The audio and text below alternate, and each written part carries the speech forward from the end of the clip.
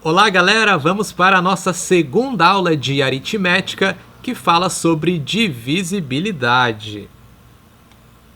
Dados dois números inteiros A e B, diremos que A divide B escrevendo A barra B quando existir um inteiro C, tal que B é igual a C vezes A. Nesse caso, diremos também que A é um divisor ou um fator de B, ou ainda que B é um múltiplo de A, ou que B é divisível por A.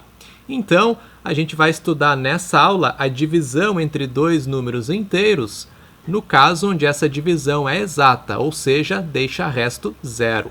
Na próxima aula, veremos a divisão com resto, onde vamos falar sobre a divisão euclidiana, beleza?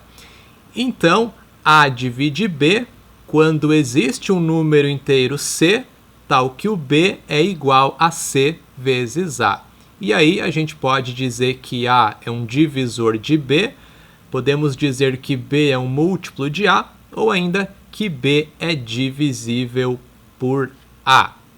Por exemplo, podemos dizer que 2 divide 8, certo? Porque existe um número inteiro tal que o 8 é igual ao 2 vezes esse número inteiro, que no caso é o 4, né? 2 vezes 4 dá o 8. Existe um inteiro que vezes 2 vai dar o 8. Então eu digo que o 2 divide o 8. Posso dizer também que menos 2 divide 8, certo? Porque existe um número inteiro que vezes o menos 2 vai dar o 8. Nesse caso, o número inteiro seria o menos 4. De modo geral, se A divide B, temos que mais ou menos A divide mais ou menos B. O sinal ele não vai importar, beleza? Muito bem, agora se eu tiver, por exemplo, 3, será que 3 divide 5?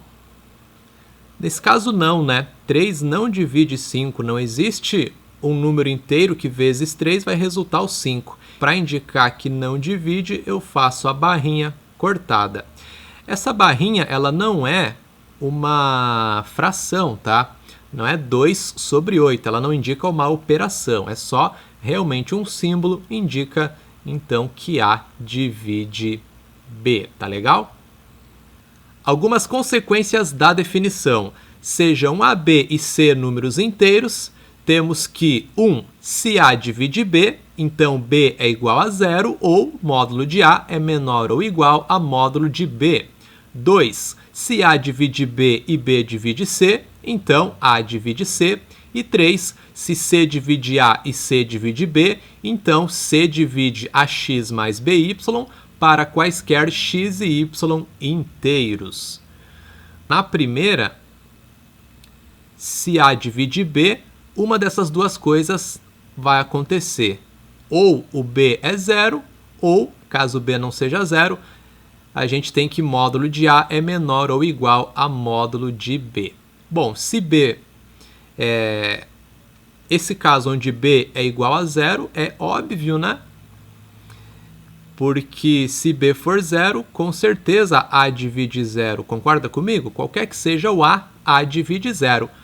Porque existe um inteiro, tal que A vezes esse inteiro vai dar 0. No caso, esse inteiro seria o próprio 0, então, de fato, A divide 0.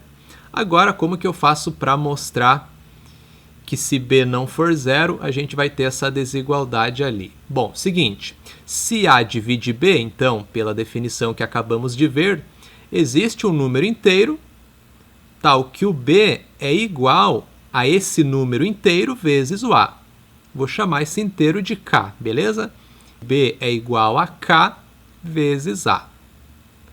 Aplicando módulo nos dois lados da igualdade, temos que módulo de B é igual a módulo de K vezes A, que é a mesma coisa que módulo de K vezes módulo de A. Beleza. Como o B é diferente de 0 nesse caso que estamos considerando, o K ele não pode ser 0, porque se o K for 0, o B vai ser 0, beleza? Então, como K é diferente de zero, o que vai acontecer? O módulo de K tem que ser maior ou igual a 1, certo? Porque ou o K ele é menor que zero, e aí a gente tem um número negativo que em módulo vai ficar positivo, e aí vai ser maior ou igual a 1, já que K é um número inteiro, certo? Ou o K é maior que zero, e aí o módulo fica o próprio K também e vai ser maior ou igual a 1. Então aqui é importante a gente observar que K é um número inteiro, acabei esquecendo de colocar, né? K pertence ao conjunto Z, que é o conjunto dos números inteiros. Beleza, então se módulo de K é maior ou igual a 1, o que vai acontecer? Eu vou multiplicar os dois lados dessa desigualdade pelo módulo de A, certo? Então fica módulo de A vezes módulo de K maior ou igual a 1 vezes módulo de A, módulo de A. Como o módulo de A é maior que zero, né? Um módulo nunca resulta um valor negativo. Estou multiplicando os dois lados da desigualdade por um número positivo, vai conservar a desigualdade. E aí note o seguinte, quem é módulo de A vezes módulo de K? É exatamente módulo de B, que era exatamente o que a gente queria mostrar. Primeiro resultado, bem tranquilo, né? O segundo resultado diz que se A divide B e B divide C, então o A divide C. Bom, se A divide B, da mesma forma que a gente fez antes, existe um número inteiro tal que o B é igual ao A vezes esse número inteiro, que eu vou chamar de K1. B é K1 vezes A. Por outro lado, B divide C. Logo, existe um número inteiro tal que C é igual a esse número inteiro, vou chamar agora de K2, porque esses números inteiros não são necessariamente iguais, né? Então existe um outro inteiro K2, que vezes B resulta C,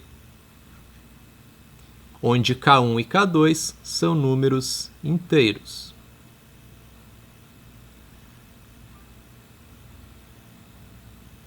K1 e K2 pertencem ao conjunto Z. Beleza, eu quero mostrar o seguinte, que A divide C. Portanto, eu preciso mostrar que existe um número inteiro que vezes o A resulta o C, ok? Então, eu vou pegar o C, eu sei que C é igual a K2 vezes B, e aí basta eu substituir o B por K1 vezes A, certo? A gente sabe quem é B aqui, B é K1 vezes A. Fazendo a substituição, a gente encontra K2 vezes K1 vezes A. E aí note que é exatamente o que a gente precisava encontrar. A gente concluiu que C é igual a K2 vezes K1 vezes A, ou seja, C é igual a um número inteiro, K1 e K2 são inteiros, logo o produto deles vai ser também um número inteiro. Então eu tenho aqui um número inteiro vezes o A, resultando o C. Isso quer dizer que A divide C.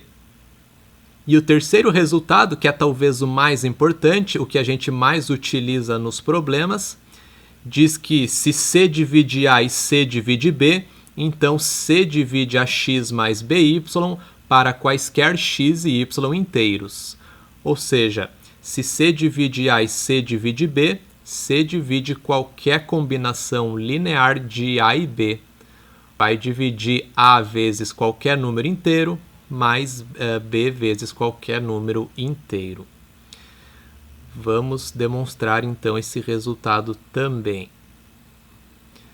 Se C divide A, existe um inteiro que multiplicado pelo C resulta o A, ou seja, A é igual a K1 vezes C. Por outro lado, C divide B também. Portanto, existe outro número inteiro, tal que o B é igual a esse outro inteiro vezes o C. B é igual a K2 vezes C.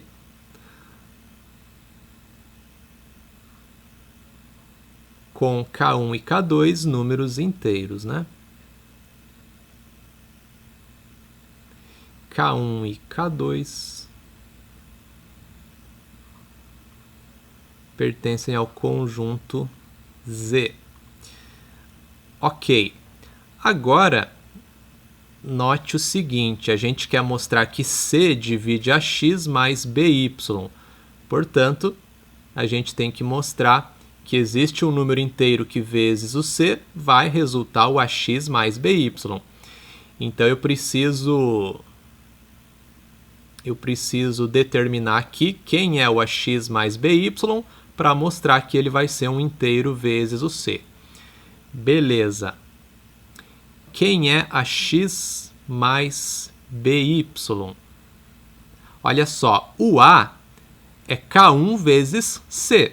Se eu quero A vezes X, é só eu multiplicar esse K1 vezes C por X, né? Pega essa igualdade e multiplica os dois lados por X, você encontra quem é o AX. Então, o AX vai ficar K1 vezes C vezes X. E quem é BY? B é K2 vezes C. Multiplicando os dois lados por Y, encontramos que BY é K2 vezes C vezes Y.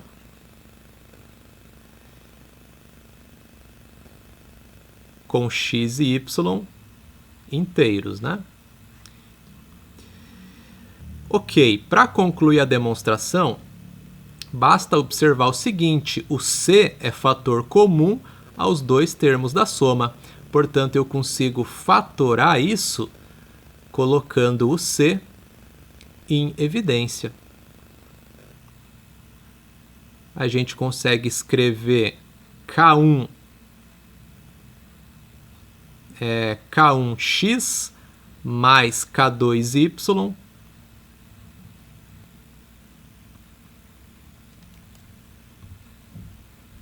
vezes C.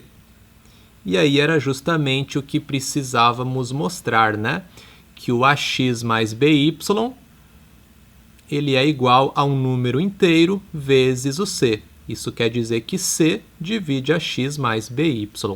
Todo mundo que está dentro desse parênteses aqui é um número inteiro, né? Porque K1, K2, X e Y são números inteiros. Então, tudo isso aqui vai resultar um número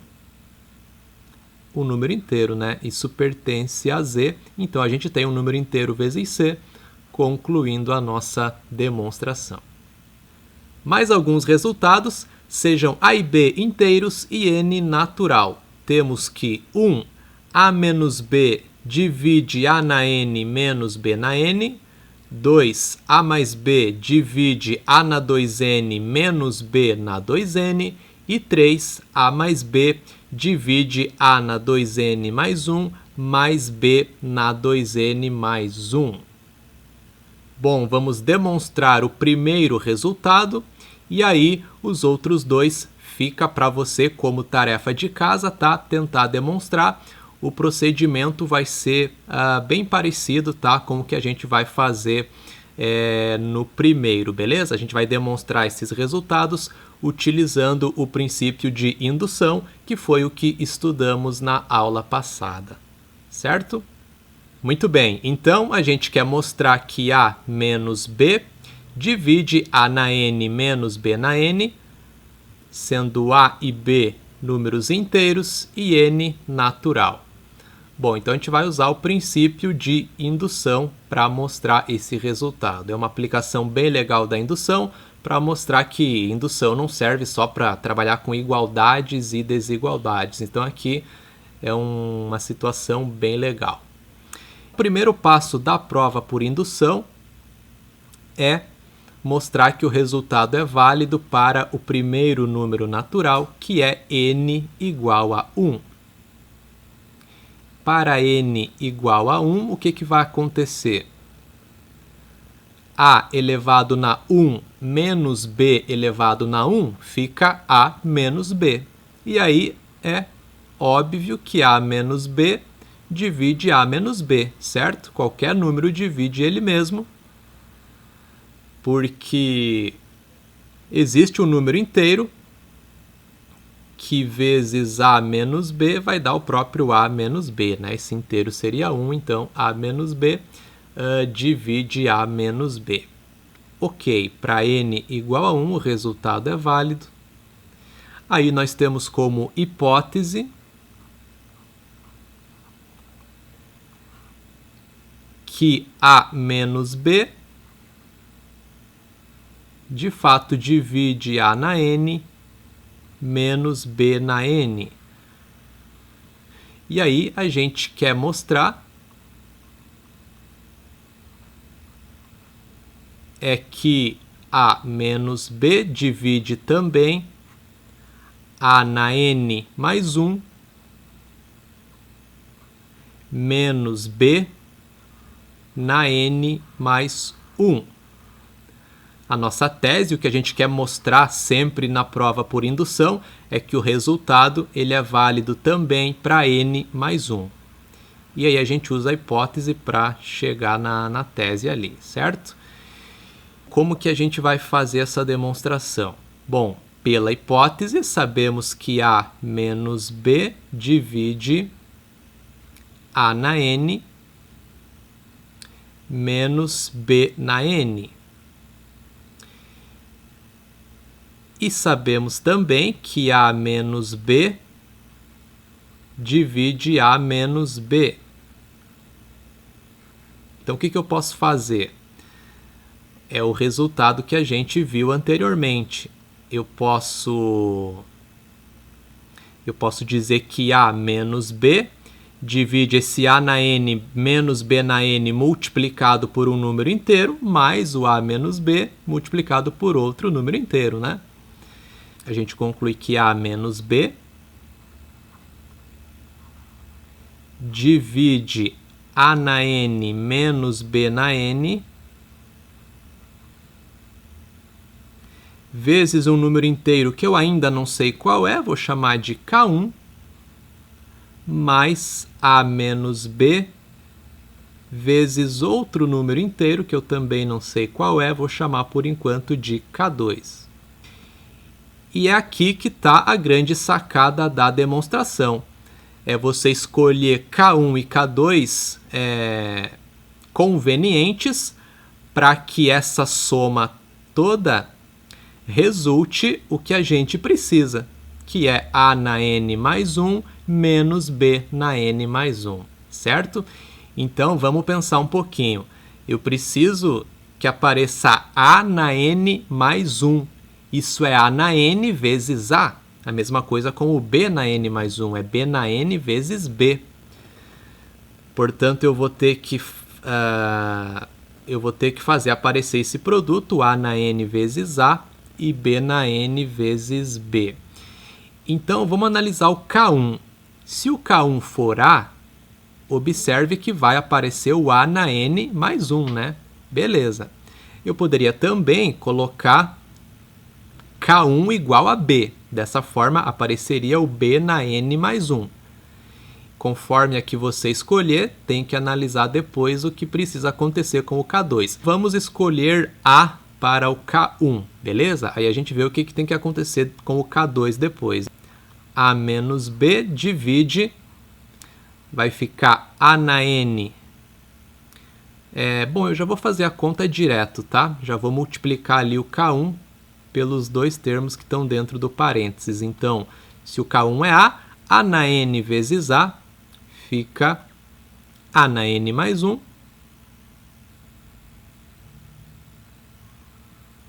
beleza, já apareceu o primeiro termo da nossa tese, né? E aí, a vezes menos b na n fica menos b na n vezes a. Beleza.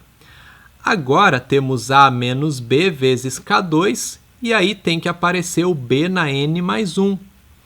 Bom, eu tenho aqui o B, que vai multiplicar o K2. Então, agora, obrigatoriamente, o meu K2 vai ter que ser B elevado na N, né? Para que quando eu multiplique apareça o B na N mais 1. E aí eu vou ter que torcer para que o outro termo resultante desse produto seja cancelado com esse menos BNA, né? Porque esse termo não pode aparecer na nossa tese ali. Vamos ver se isso acontece. Substituindo K2 por B elevado na N, olha só que maravilha, vai resultar exatamente A vezes B na N, né? Fica mais A vezes B na N. De fato, esse termo vai ser cancelado. Menos B na N vezes A mais B na N vezes A, zerou. E aí, B na N vezes B, vezes menos B, aliás, menos B na N mais 1. Tranquilo? E aí a gente concluiu a nossa demonstração. Ficou exatamente A na N mais 1 menos B na N mais 1. Então aqui a gente conclui a nossa prova por indução. E para finalizar essa aula, vamos resolver um problema que é muito parecido com o que a gente acabou de fazer nessa prova por indução. Olha só. Mostre que se 7 divide 3A mais 2B, então 7 divide 4A menos 2B. Seguinte, por hipótese, 7 divide 3A mais 2B,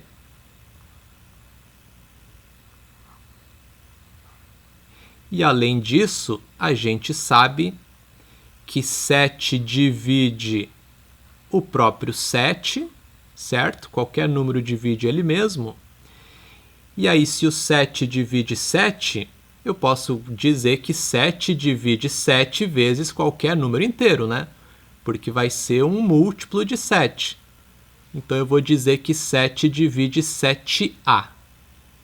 Por que é interessante fazer isso? Porque eu posso usar novamente o resultado que a gente viu, onde 7 vai dividir 3A mais 2B vezes um número inteiro, mais 7A vezes outro inteiro. Aí eu faço a mesma coisa que a gente fez na prova por indução. Eu escolho convenientemente esses inteiros, para que quando some resulte o que a gente precisa, que nesse caso é 4A menos 2B. Podemos concluir que 7 divide 7A vezes um inteiro qualquer K1 mais 3 mais 2B, 3A, né, mais 2B, vezes um outro inteiro K2. Beleza. Agora, novamente, não existe uma única maneira para resolver isso, para mostrar que 7 divide 4A menos 2B. Você tem várias possibilidades para escolher K1 e K2. Uma das possibilidades é você fazer K1 igual a 1. E aí o K2 igual a menos 1. Beleza? Então observe que fazendo K1 igual a 1 e K2 igual a menos 1, nós temos que 7 divide... Bom, 7A vezes 1 fica 7A. E aí, multiplicando 3A mais 2B por menos 1, fica menos 3A menos 2B. E aí, 7 divide